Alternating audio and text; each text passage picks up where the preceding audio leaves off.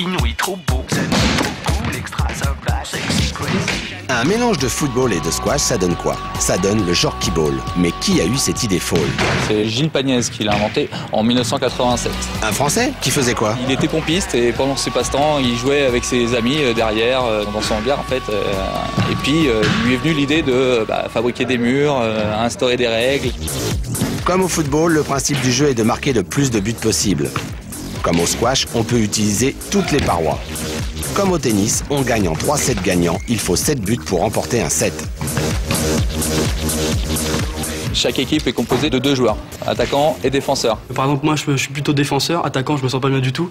Donc défenseur c'est plus celui qui relance, qui fait le jeu. Et l'attaquant c'est à lui de finir les buts, de venir redéfendre aussi pour contrer l'attaquant ou l'adversaire. Donc c'est totalement différent les deux postes. Des règles simples et strictes sans arrêt de jeu ou presque sur une surface de 10 mètres par 5. Pas de main tolérée, aucun contact autorisé, sinon coup franc ou pénalty tiré.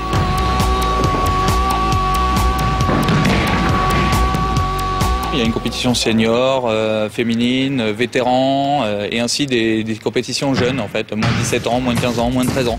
C'est assez bien structuré. 80 clubs répertoriés en Europe, dont 60 en France, avec plus de 1000 licenciés. Au Jorki, ça nous permet de jouer en Espagne, au Portugal, on va à Nîmes, on va à Avignon, on voyage beaucoup, c'est super sympa parce qu'on découvre plein de façons de jouer.